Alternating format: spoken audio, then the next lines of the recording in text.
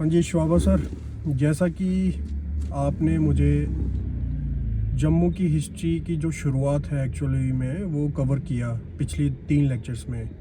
आपने बताया जैसे कि हमारी जो हिस्ट्री है कैसे माइथोलॉजिकल वे में भी है और हिस्टोरिकल वे में भी है।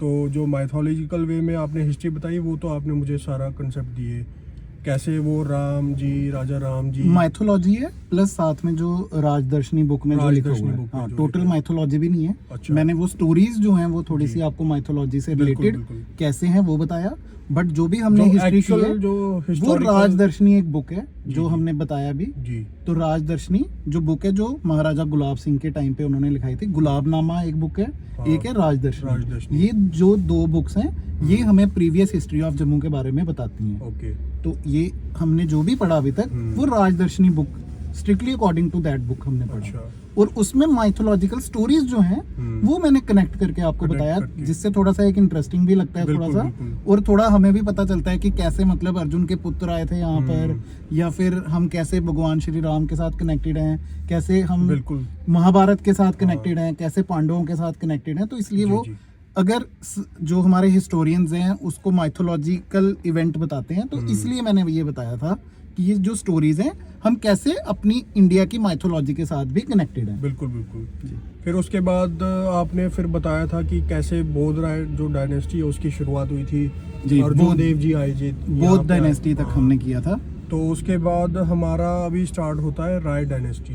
बिल्कुल बिल्कुल। तो वो आप प्लीज थोड़ा शुरुआत कीजिए। हाँ, ये हिस्टोरिकल अब हम चीजों में आ गए हैं। जैसे जो हिस्टोरियंस है ना, मैंने आपको तो लास्ट टाइम भी हो चुकी है। हाँ बिल्कुल हो गई है, बौद्ध डायनेस्टी का हमने पढ़ लिया था। तो ये हिस्टोरियंस हैं क्योंकि पंचमार्क कॉइन्स हमें मिले थे। तो डायनेस्टी हिस्टोरियंस उसी चीज को वैलिड तब तक नहीं मानते जब तक उनको वहाँ का कॉइन्स ना मिले, वहाँ का कल्चर ना मिले। उस कल्चर के अकॉर्डिंग जब तक 3-4 चीजें इकट्ठी ना हो जाए ना, तो तब तक वो उसको हिस्टोरियंस जो है वो वैलिडेशन नहीं करते हैं। तो माइथोलॉजी के अकॉर्डिंग हम सिर्फ एक आइडिया लगाते हैं, हम एक कि देखो, क्योंकि पॉटरी का मैंने आपको बताया था, या स्टोरी का जो टाइम है जो कंटेम्प्रेरी इंडिया में जो चल रहा है उसके अकॉर्डिंग हम देखते हैं। तो वो उसके अकॉर्डिंग हम एक आइडिया लगाते हैं। तो एक आइडिया लगाना अलग बात है, और फैक्ट्स और फिगर्स के हिसाब से जो एक्सकेवेशंस के अकॉर्डिंग, जो पंचमार्क कॉइन्स के अकॉर्डिंग, और जो हमारे पास रिटर्न सोर्सेज हैं, ठीक है, तो उनके अकॉर्डिंग जो हिस्ट्री है वो हिस्टोरियंस उसको अपने वे से फिर कैसे लिखते हैं। तो अभी तक हम जो भी जम्मू की हिस्ट्री कर रहे हैं वो राजदर्शनी और गुलाबनामा, जो ये जो 2 बुक्स हैं बहुत इंपॉर्टेंट बुक्स हैं, इनके अकॉर्डिंग हम ये इसको कर रहे हैं। बौद्ध डायनेस्टी तक हमने कर लिया था कि कैसे जो बौद्ध हैं, और उसके बाद लोकल हिल के चीफ थे जो यहाँ पर, जिनमें हमने बानू जग का नाम लिया था, पार्क के किंग का नाम लिया था, इवन की कांगड़ा के जो किंग आए थे। तो अभी तक हमने काफी एक बड़ा जो एरिया था वो जम्मू के अंडर आ गया, इवन की सियालकोट भी आ गया। उसके बाद राय डायनेस्टी की शुरुआत होती है। तो जो राय डायनेस्टी है वो हमारी अप्रोक्सीमेटली 50 BC से लेके 430 AD तक। अब देखो हमने नेगेटिव से पॉजिटिव में जाने लगे। आपने लास्ट वीडियो में ये भी कवर किया था और BC का कैसे BC से हम AD में आ गए हैं। तो ये जो है सेकंड नंबर पे अब हमारी आती है राय डायनेस्टी। तो ये जो राय डायनेस्टी है, ये इसको राय डायनेस्टी इसलिए स्टार्ट बोलते हैं क्योंकि इनके जो फाउंडर थे उनका नाम था आदि राय। तो फर्स्ट किंग जो इस डायनेस्टी के थे इनका नाम था आदि राय, जो इस डायनेस्टी की शुरुआत करते हैं 50 BC में। और उसके बाद सेकंड नंबर पे आते हैं देव राय। देव राय एक इम्पोर्टेंट फिगर है हमारे जम्मू की। अच्छा। वो इसलिए क्योंकि अभी जो क्रिश्चियन मिशनरीज हैं, अभी जो क्रिश्चियनिटी है वो थोड़ी सी लाइमलाइट में आना स्टार्ट हो जाती है। तो एंड्रयू 1 जो फर्स्ट डिसिपल थे, अच्छा, उनको फर्स्ट डिसिपल ऑफ क्राइस्ट भी बोला जाता है, जो वर्ल्ड में पूरा घूमकर जो मैसेज ऑफ जीसस जिसको बोलते हैं, या क्रिश्चियनिटी का जो मैसेज था, या इंट्रोडक्शन ऑफ जो क्रिश्चियनिटी में जो इनिशियल डिसाइपल्स हुए हैं उसमें एंड्रयू 1 का नाम आता है। अच्छा। तो एंड्रयू 1 इस समय जम्मू में आते हैं। अच्छा। तो किसके टाइम पे आते हैं? देवराय के टाइम पे। इसलिए देवराय का नाम जो है वो काफी इस समय इंपॉर्टेंट है। और आते ही नहीं है, उनके बेटे को क्योर भी करते हैं। अच्छा। उनके बेटे इस समय थोड़ा बीमार होते हैं, तो एंड्रयू 1 उनको क्योर करते हैं, उनको थोड़ा हेल्थ से जो उनको प्रॉब्लम थी उससे उसको रिवाइव करवाते हैं। नेक्स्ट इसमें जो आते हैं वो करम राय आते हैं। करम राय के बाद जो आते हैं हमारे जोग राय आते हैं, जो बहुत इंपॉर्टेंट है। क्यों इंपॉर्टेंट है? क्योंकि जोग राय जो होते हैं वो एक तो एरिया को काफी ज्यादा अपना एक्सटेंड कर देते हैं काफी दूर तक। और उनके बेटे होते हैं आगे 2, एक का नाम है मलहन हंस और दूसरे का सूरजदार। ये बहुत ही एक इम्पॉर्टेंट, ये भी एक टर्म यहाँ पर जो एक इवेंट है इसको माना गया है। अच्छा। क्योंकि अब वो जैसे हम देखते हैं आजकल की जो बच्चों में जैसे प्रॉपर्टी का डिस्ट्रीब्यूशन होता है ना, हाँ। तो जो जोग रहे हैं वो ये डिस्ट्रीब्यूशन ऐसे करते हैं, जो सियालकोट वाला हिस्सा होता है वो मलहन हंस को दे देते हैं। अच्छा।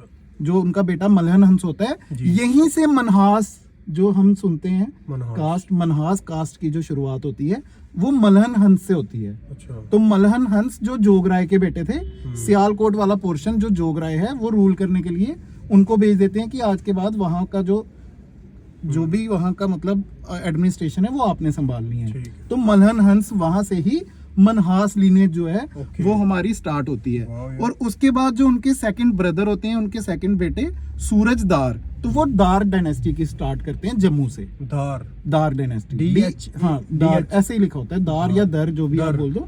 तो वो वाली धर तो कश्मीरी पंडित से तो रिलेटेड है। कश्मीरी पंडित भी यहाँ से ही आए होंगे, दर से। अच्छा। तो ये दार डायनेस्टी है, यहाँ से ही ओके। जो हम बोलते हैं, ये पहले मगर डोगरा लीनेज में ही आते थे। ठीक है, ठीक है। तो हो सकता है यहाँ से जो कुछ लोग हैं वो कश्मीर के होंगे, क्योंकि दार डायनेस्टी ने कश्मीर में वहां पर रूल नहीं किया। कश्मीर में क्या हो रहा है अभी साथ साथ हमने देखा कि यहाँ से जो हमने एक एंगल पढ़ा था कि अभी क्या हो रहा है वहां पर, जो अशोक है हमारे मौर्यन जो थे, हमने बात की कि बौद्ध डायनेस्टी ही में, founded the city of Srinagar. बौद्ध डायनेस्टी के टाइम पे अशोक जो होते हैं, महाराजा अशोक, वो फाउंड करते हैं श्रीनगर को।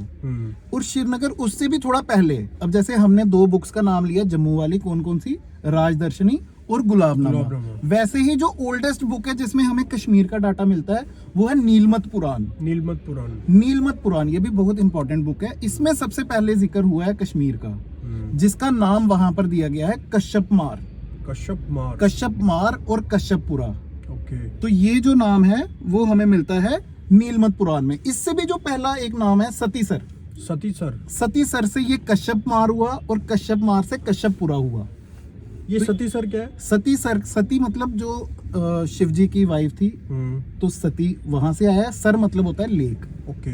तो सती का तालाब था वहां पर, ऐसा बोला जाता है। वो जो वैली है वहां पर पानी होता था। इसकी बड़ी एक इंटरेस्टिंग स्टोरी है, मैं सुनाता हूँ आपको। अच्छा। कि वहां पर वो जो जब हमारा सतयुग खत्म होता है तो वहां पर एक जलोड़ बाबा नाम का राक्षस, जो यक्ष होता है बेसिकली ना, वो वहां पर रहने लगता है। यक्ष जो होते थे वो पानी के पास वहां पर रहता था।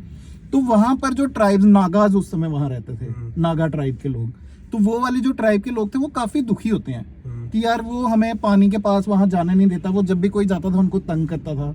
तो वहां ऋषि कश्यप तपस्या करते थे। तो ये सब लोग उनके पास जाते हैं कि ऐसे ऐसे बात है। तो वो जलोड़ बाबा नाम का जो एक वहां पर यक्ष है वो हमें मतलब तंग करता है। अच्छा। तो कश्यप ऋषि उसको श्राप देते हैं वहां से। उसके बाद वो जो वाटर है उसको वहां से, उसका स्टोन निकाल के उसको वहां से पानी को सारा ड्रेन करते हैं ताकि वो उनके लोगों के रहने के लिए बन जाए। वो सारा पानी से भरा हुआ एक सर था, यानी एक तालाब या बहुत बड़ी लेक समझ लो आप। जब वो पानी सारा ड्रेन होता है तो इसलिए कश्यप मार। तो ऐसे यहाँ से जो इसका नाम है वो कश्यप मार से फिर वो धीरे धीरे करके कश्मीर जो है वो बन गया आज की लोकल लैंग्वेज में, या कशीर बन गया। तो इस तरह से ये तो काफी पुरानी हिस्ट्री हो गई। हाँ, ये नीलमत पुराण के अकॉर्डिंग है। उसके बाद जो हमारा सेकंड नंबर पे जो आपकी राज तरंगिणी जो बुक है वो मेंशन करती है, जो फर्स्ट किंग का मेंशन करती है, वो किया गया गोनंदा वन, जो वहां का फर्स्ट किंग हुआ है जो रिकॉर्डेड है। उसका नाम था गोनंदा वन। ये बड़ा इंपॉर्टेंट क्वेश्चन भी है एग्जामिनेशन पॉइंट ऑफ व्यू से, बहुत बार आता है कि फर्स्ट किंग कौन मेंशन्ड है वहां का।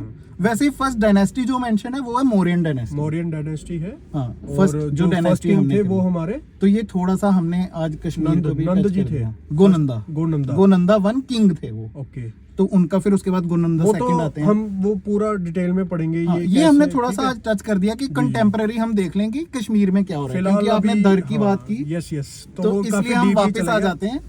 तो वो इसलिए वो उनके दो बेटे थे, एक ने मनहास लीनेज बना दी और एक ने दर लीनेज की स्टार्ट कर दी। जो जम्मू में रह गए वो दर थे, और जो अपने सियालकोट वाली साइड जिनको हिस्सा मिल गया, अच्छा, वो मनहास, मलहन हंस से मनहास बनते हैं। तो ये 430 AD तक अब हम पहुंच गए हैं। धीरे नेक्स्ट टॉपिक में हम फिर स्टार्ट करेंगे। सर बड़ा अच्छा लगा ये जो आपने इतना डीपली। देखो सर, ऐसे पढ़ने से क्या हो रहा है कि आजकल काफ़ी यूट्यूब में मैं देखता हूँ विजुअल्स हैं, AI का यूज़ हो रहा है, पर ऐसे 1-on-1 आपसे डिस्कस जब मैं करता हूँ तो मुझे लगता है मैं उस टाइम पे ही हूँ है ना।